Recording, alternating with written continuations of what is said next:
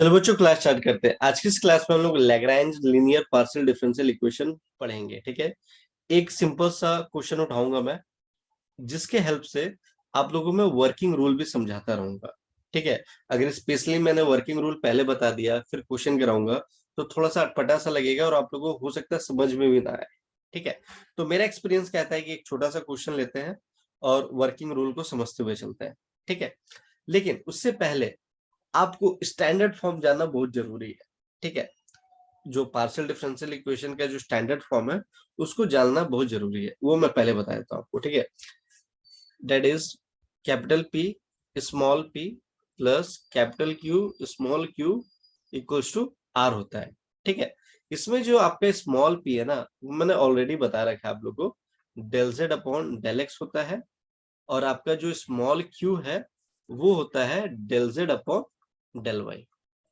ठीक है, यहाँ तक तो क्लियर है आप लोगों को। उसके बाद मैंने जैसा बताया था आप लोगों को, एक क्वेश्चन लेते हैं फिर आप लोगों को समझाते हुए चलते हैं उसको। ठीक है, तो देखिए क्वेश्चन क्या है आपका, नेक्स्ट स्लाइड में ले लेते हैं हम लोग क्वेश्चन।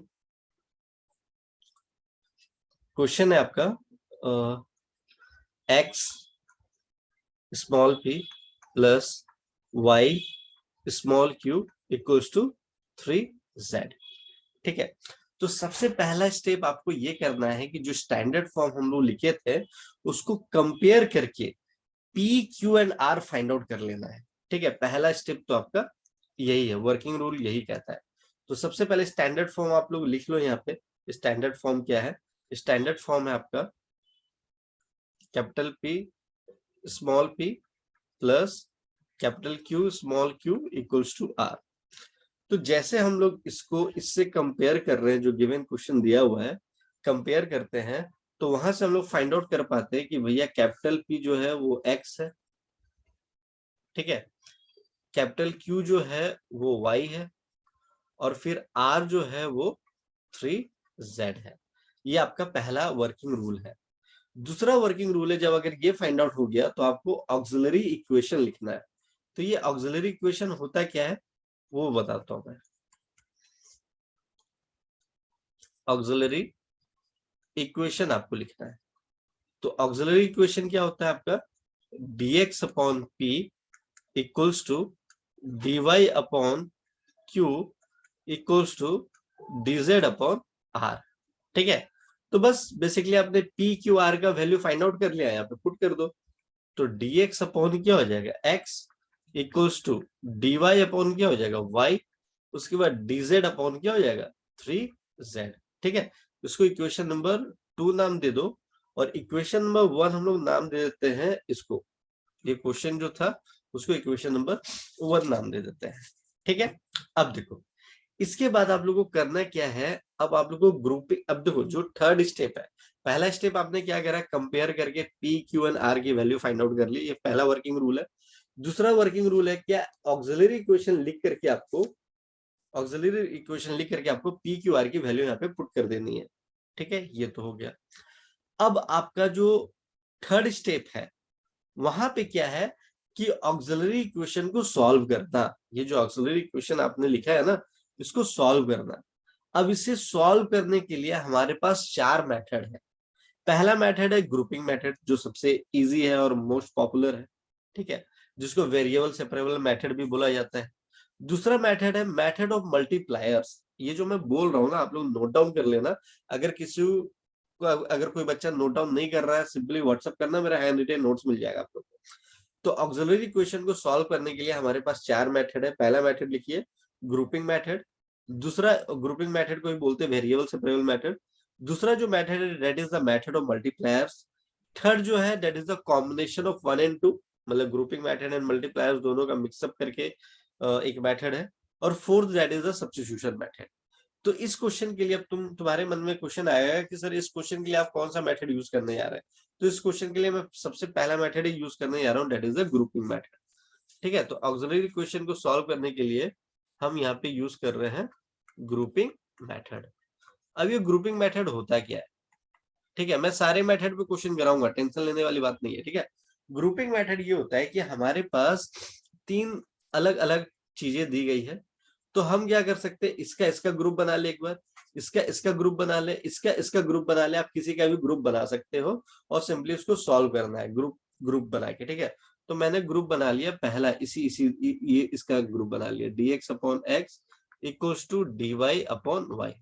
जैसे ही ग्रुपिंग बन गया, इसके बाद आपको इंटीग्रेशन करना है, इंटीग्रेटिंग बोथ साइड लिख दो, इंटीग्रेटिंग बोथ साइड, ठीक है। इंटीग्रेटिंग बोथ साइड करने से क्या होगा, अब जिन बच्चों का इंटीग्रेशन ढीला है तो कृपया वो इंटीग्रेशन का बेसिक जाकर के पढ़िए, नहीं तो एकदम ऊपर से जाने वाला है, ठीक है। तो 1/x का इंटीग्रेशन होता है log x, ठीक है। 1/y का इंटीग्रेशन होता है log y, ठीक है। एक कांस्टेंट जुड़ता है लेकिन यहाँ पे सारा log के टर्म पे है, तो हम लोग log a लिख देते हैं कांस्टेंट को, ठीक है। उसके बाद यहाँ से मुझे a की वैल्यू फाइंड आउट करनी है, मेरा मुद्दा यही है, a की वैल्यू फाइंड आउट करना। तो log a plus log b का फॉर्मूला होता है log a इंटू b, तो ay हो गया, ठीक है। तो log log हो गया कैंसिल आउट, तो x को क्या हो गया ay, और a की वैल्यू मुझे फाइंड आउट करनी थी जो कि आ गया x अपॉन y। तो इसको इक्वेशन नंबर 3 लिख देते हैं, हमें a की वैल्यू फाइंड आउट करनी थी, वो मुझे मिल गया। अब हमको b की वैल्यू फाइंड आउट करनी है, तो हमको दूसरा ग्रुपिंग बनाना पड़ेगा। तो इस बार सोचो क्या ग्रुपिंग बनने वाला है इस बार, तो हम क्या करते हैं इस बार ये दोनों का ग्रुप बना लेते हैं, ठीक है। तो चलिए नेक्स्ट स्लाइड में ग्रुप बनाते हैं इसका, dy upon Y equals to dz upon 3z, ठीक है। फिर से ग्रुपिंग बन गया, अब इंटीग्रेशन लगा दो, इंटीग्रेशन कर दो। तो 1/y होता है log y, और 1/3 तो बाहर आ गया, 1/z का होगा log z, ठीक है, प्लस कांस्टेंट हम लगाना तो log c लगा दिया, ठीक है। अब ये 3 जो है यहाँ पे एलसीएम लेकर के फिर इधर चला जाएगा, तो मैं डायरेक्टली इधर लिख देता हूँ 3 log y, एलसीएम गया था तो log z प्लस 3 इंटू यहाँ पे हो जाएगा log c। भैया यहाँ पे एलसीएम लिया मैंने, 3 एलसीएम लोगे तो 3 यहाँ पे मल्टीप्लाई होगा, और फिर जो डिनोमिनेटर वाला 3 इधर भेज दिया, मतलब स्टेप एक खा गया मैं, ठीक है। टेंशन लेने वाला बात नहीं है। अब देखो log का प्रॉपर्टी है भैया, जो आगे रहता है उसके पार में चला जाता है, तो log y क्यूब हो गया equals to log z plus यहाँ पे भी log c क्यूब हो जाएगा, क्योंकि आगे में जो रहता है वो पावर में चला जाता है, ये log का प्रॉपर्टी है, ठीक है। उसके बाद log y cube equals to log a plus b का फॉर्मूला क्या होगा, log a इंटू b, तो c क्यूब z हो गया, ठीक है। तो ये log से ये log कैंसिल आउट हो गया, तो y क्यूब आ गया मेरा c क्यूब z, ठीक है। मुझे बेसिकली यहाँ पे b की वैल्यू फाइंड आउट करनी थी, मतलब कोई कांस्टेंट टर्म, तो हम लोग क्या करते हैं, तो यही c क्यूब इक्वल्स टू लिख सकते हैं हम लोग y क्यूब अपॉन z। तो ये c क्यूब को हम लोग मान लेंगे, क्या मान लेंगे, b। तो c क्यूब को जैसे हमने b लेट कर लिया, तो देयरफॉर हम लोग लिख सकते हैं कि भैया b की वैल्यू जो है वो आगे हमारे पास y क्यूब अपॉन z, ठीक है। जहां तक फाइंड आउट कर लिया आप लोगों ने, बस आपको a एंड b की ही वैल्यू फाइंड आउट करनी थी। इसके बाद जो आपका वर्किंग रूल में है वो कहता है कि जब आप a और b वैल्यू फाइंड आउट कर लिए हैं, नाउ यहाँ पे एक स्टेटमेंट लिख देता हूं मैं, यहाँ पर लिखना है now complete solution, now complete solution of given Lagrange linear